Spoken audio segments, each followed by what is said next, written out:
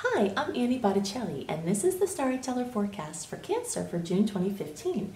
Go to my website, aspiritualspark.com, or click on the link below this video to see more about my personal live coaching, also to see more about my new virtual coaching program called Shine. It's a 28-day virtual coaching program that is intended to help you bring your shine into the world. It's not a coincidence that it is a full moon cycle because it takes that long to make new habits and break the old habits.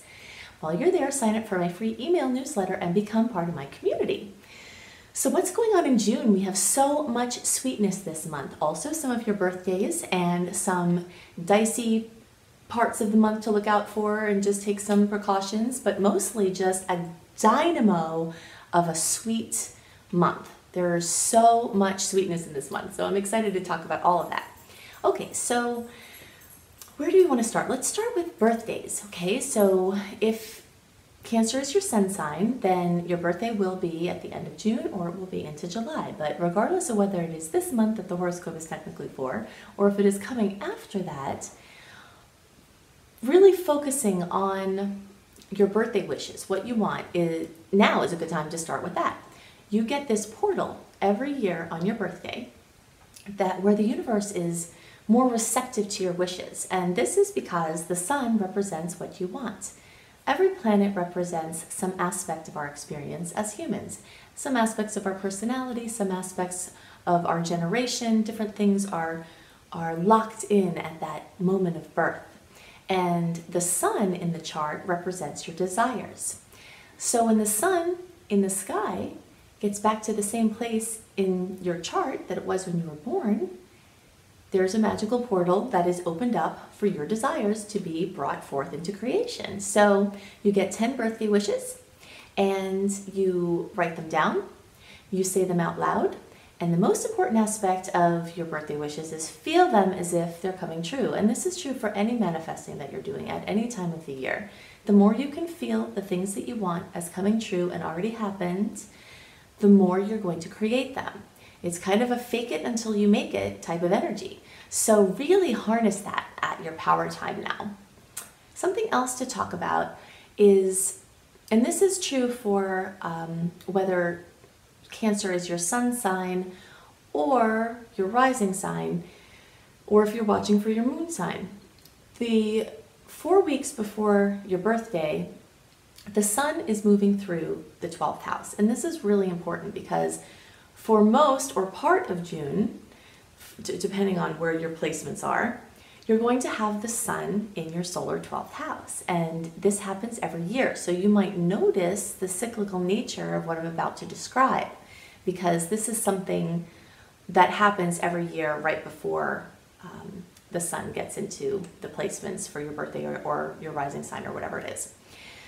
So the 12th house is, well, the sun acts as a spotlight. Okay, so as it moves through all of the different fields of experience, it's like a spotlight on that sector of life.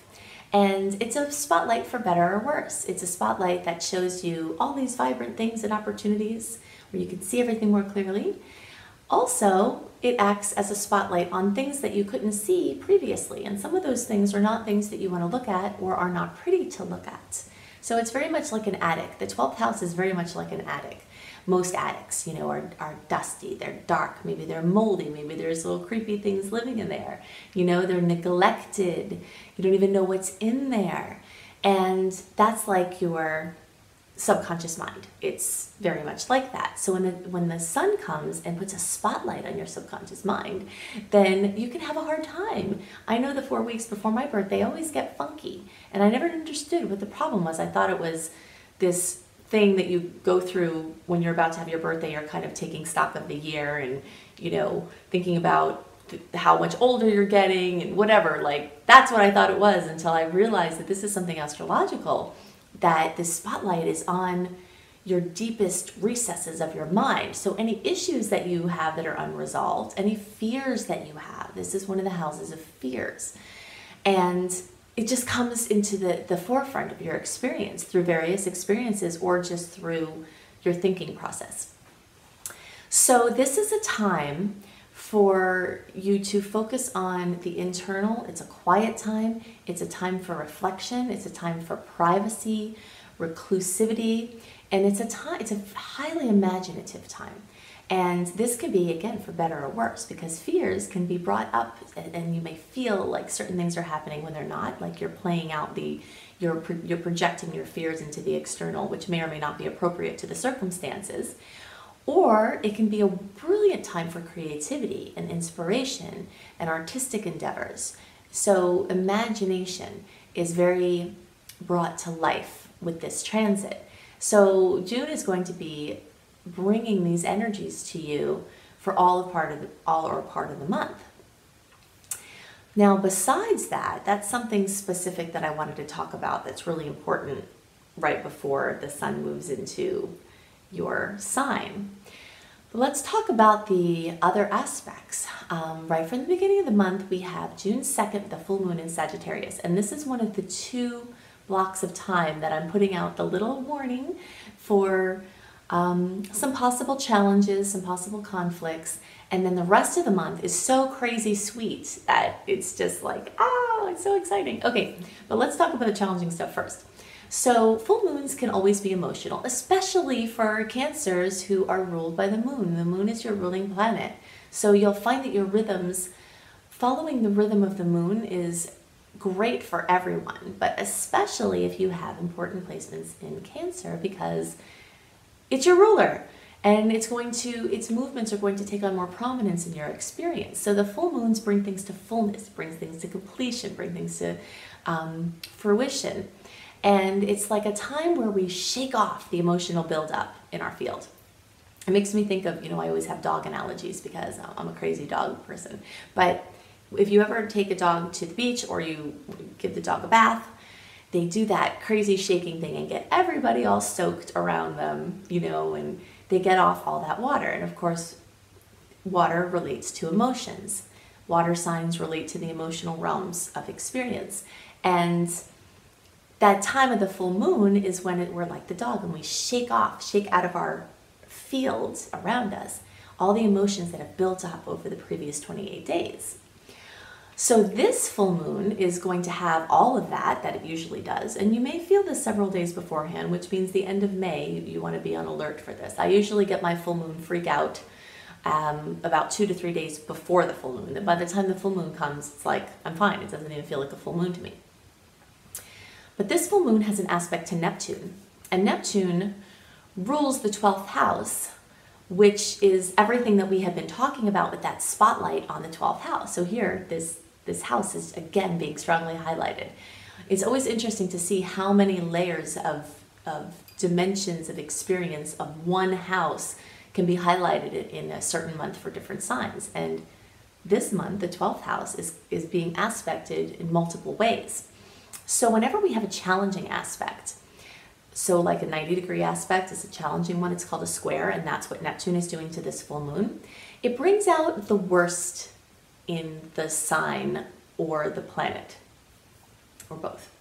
Okay, so it's like certain things bring out the good in us, certain things bring out the bad in us, and when we have a challenging aspect, the things that aren't as good about the traits or characteristics of Neptune are going to come out. And some of those things are confusion, chaos, deception, secrecy, addictions, escapism, avoiding reality in not a way that's positive, not like imagination in a positive way. So there's going to be a lot of confusion around this full moon, more so than usual. It's already not a great time to make an agreement or agree to anything or sign anything if you can help it, or say yes to something or make a commitment, because Mercury is still retrograde until June 11th, and then several days after June 11th, it's still kind of regulating its orbit. So already we have that going on where we know you don't have all the information. It's very likely you don't have all the information about whatever it is. But now you add in this Neptune transit, and these challenging Neptune transits have been happening throughout the end of May, and they carry into the beginning of June. So a lot of May is already surrounded in this type of energy, and it's just kind of running its course at this time of the month. So, I'm not a suspicious person by nature. I don't focus on negative things as my focal point. But there are certain aspects where it becomes prudent to be suspicious. And this is one of those aspects where it's prudent to be suspicious. Make sure your internet security is all up to date. You know, make sure every kind of security, also things involving water or water damage, are important to have worked out before this transit comes. That's part of why I try to get these out, or I do get these out early, is so that if you can listen to them earlier, then you have a heads up and you have some time to work with the things that are at play. Because Neptune rules the sea and Neptune rules water. And when Neptune comes in an aspect that's not positive, it increases the, especially at a full moon, right? Because everything's already coming to fullness and flooding and whatever kind of things are increased. Then it increases the chance that water will be where it shouldn't be and where you don't want it to be and where your stuff is, you know? So having your renter's insurance, having your homeowner's insurance sorted out, knowing these days homeowner's insurance is so different than it used to be. You know, certain policies cover water coming from the outside, but they don't cover water coming from the inside, like through a pipe burst, etc. So this is a time where you want to get situated with all those things. Okay, so now let's start talking about the sweetness right from the beginning of the month. Also, just as these energies start to clear, June 5th, we have the beginning of a succession of awesome transits that run through the end of June. And they all have to do with Jupiter and Uranus. And there's one Saturn aspect in there, but mostly the focus is Jupiter and Uranus. And for most Cancers, these planets are in your second house of finances, material possessions, financial security, money, things, your relationship with the earth, your relationship with the material realms, your sustainability on all levels, and your 10th house, which is your career, work, life purpose, relationship with father and authority figures, your place in the world. So with all of these fabulous aspects, both of these things, these groups of things that I just listed, are hugely prominent. So the chance for more financial security, more accolades, recognition in your work, recognition in your job, raises, promotions, recognition in whatever line of work that you're in, all of this has an increased chance of happening. And this is from multiple aspects. And the first of these is Mars, which rules how we use our energy, is making this sweet aspect to Jupiter, the expander, the great benefic, the bringer of optimism and joy and hope and growth and just bigness in a sweet aspect. So some news or some revelation or something can come in and expand your work, which then expands your money, or expands your money, then expands your work, or both at the same time. Most of you will have this lineup of Mercury, the Sun, and Mars in your 12th house. So it's not just the Sun there. We've been talking a lot about the Sun, but Mars and Mercury are there for a lot of you also. The earlier placements of Cancer, earlier birthdays, earlier degree placements, and some of the middle placements are going to have this already starting out in the 12th house. The rest of the middle placements are going to have this moving into the 12th house, into June. And for you later Cancer placements, this cluster of the Sun, Mercury and Mars is going to move in towards the end of June and into July. It's staggered that way. And also, of course, the new moon is going to happen in the sign of Gemini, which most of you are going to experience that in your 12th house also, which is a new beginning. And that happens on June 16th. So those of you who have this in the 12th house, earlier and many middle of you, your placements, will have this connection with this Mars-Jupiter aspect, something from a quiet space, something from behind the scenes, something from a retreat or seclusion or behind closed doors that will factor in here. But some of you middle degree and most of you later degree placements, you've got that cluster in the 11th house, which is totally different than the 12th house. The 11th house is the house of friends and social things, online social things, in-person social things, and groups and communities and connecting with people. And so you are going to benefit from, in the earlier parts of June, at least for sure, from being out and mingling and connecting with people, which is totally different than the other energy of being in quiet. So you'll just have to tune into this and this is why I always say it's so important to sharpen your intuition, because you'll be able to know exactly, wow, I just really need to stay in tonight and meditate. And then you get this great revelation. Or I really need to go to that gathering, or, you know, chat with this person online. And then the insight or the opportunity comes. So after Mars makes this sweet aspect to Jupiter, the Sun is going to make this sweet aspect to Jupiter. The Sun and Mars are very close in the sky in June, and they're going to connect, be right on top of each other in this month. This happens once every 2-ish years, so that in and of itself is a very exciting thing. But you'll also notice that all the aspects are Mars is making an aspect to Jupiter, then the Sun comes and makes this aspect to Jupiter. Then later in the month, Mars and the Sun make this aspect to Uranus, because they're chasing, you know, the Sun is chasing Mars and overtakes it. So it's making the same angles to the same planets in succession. So then the Sun comes and makes a sweet angle to Jupiter, which again supports somebody, maybe an authority figure, maybe a male figure, maybe a figure that has a lot of male energy, can come and bring this wonderful news or wonderful opportunity into your life. In between June 5th and June 8th, we have another sweet transit with Venus and Saturn. Now, you know Saturn is known to be pretty grumpy. It's like, I call it affectionately a crotchety old codger, right? It's something my mom said once describing someone that we know well, and it just made me smile, and it stuck with me ever since, because I was young when she said it, and I'm like, what? What did you just say? And it's stuck in my mind, and that's what Saturn is like. He's a crotchety old codger, right? So, but he has a wonderful side to him. Just every planet, every placement, every sign has this upside and this downside, this spectrum of possible manifestation. And Saturn, in its not as good expression, is miserly, and it's emotionally withholding, and it's, you know, severely disciplining, and it's heavy, and it's stern. But when Venus comes, Venus, which rules love, beauty, and money, comes and kind of flirts with Saturn, then it's like the whole tune changes. And the wonderful aspects of Saturn can be brought into fruition. And many of you have Venus in your second house of money.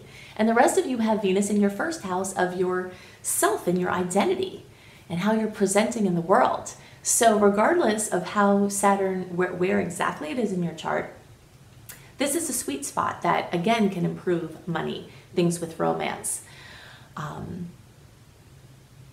Also, while we're on the topic of the second house and sweet things, most of you still have Jupiter moving through there, and some of you some of you middle degree placements, and all of you later degree placements, you don't have Jupiter in your second house yet. Jupiter expands everything it touches, and wherever it goes, it brings these opportunities. And it's been for the earlier and some middle degree placements in the house of finances and material possessions. So many of you over the last year, since last summer or the beginning of, or like last spring, 2014, you will have noticed a massive increase in your money and your things and your income. And if not, it could be coming. It could be coming still for you. So as Saturn is making this aspect, it's over there.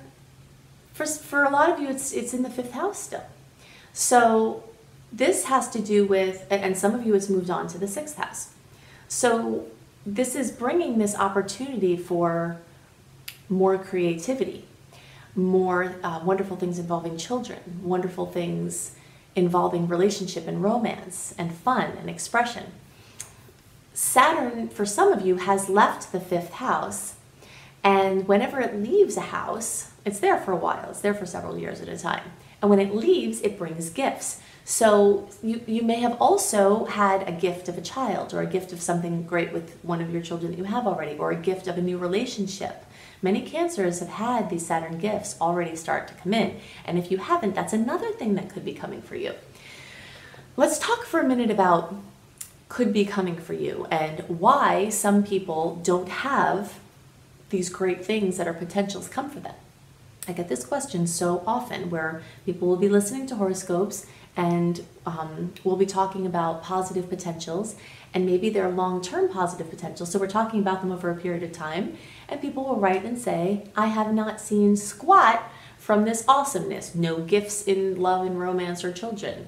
No expansion in my finances. So you could conclude, and some people conclude, astrology is crap and doesn't work. That's not true. It's just not true. What is true is that the planetary potentials stream down from the ethers into our crown chakra, where they mix with our programs, our natal chart wiring, which is stamped on our brain, stamped on our DNA, in our musculoskeletal structure. So the potentials of the transits that are current mix with our programs.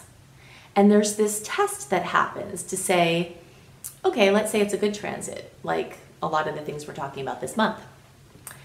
The transit potentials come in and say, hey, I really want to give you more money, and I want to make you more financially secure, and I want to give you accolades and recognition in your job. And your inner program says, yeah, no, I'm not worthy.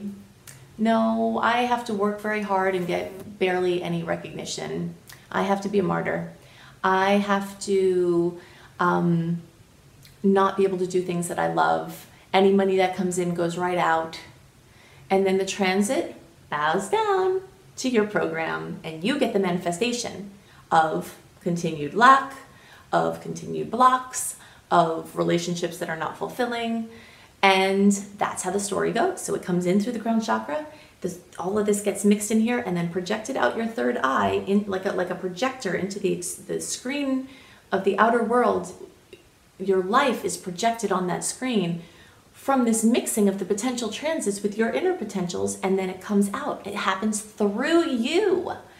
Through you. It's mixed with your programs. That's why I always am talking about inner work, and why I can't separate spirituality and spiritual topics and emotional, mental, physical, spiritual development. I can't separate those things from astrology, and I can't talk about astrology without talking in terms of these things. It's inseparable to me. Because how could we? How could we talk about that if I know that what you've got going on inside is part of the story? We can't wait for the transits to come and save us and be our knight, in shining armor. Some things are going to come that are breaks that come from the outside, but the only things that will be let in are things that our programs are in agreement with. So when you do inner work and you change your programs, then when these transits come in that say, hey, I want to give you more money, you've dealt with that block already. So then your inner program says, yeah, I'm ready for that. Let's do that. And then you have a manifestation where that happens. So that's why inner work is important. And now, as always, is a great time to be doing that. And the more you do it before these transits happen, the more of a chance you have for the sweetness to come through into your life. So then on June 9th, we have Mars and the Sun making this sweet angle to Uranus.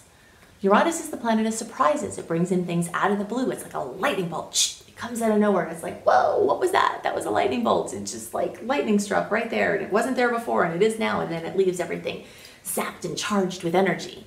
That's what Uranus is like.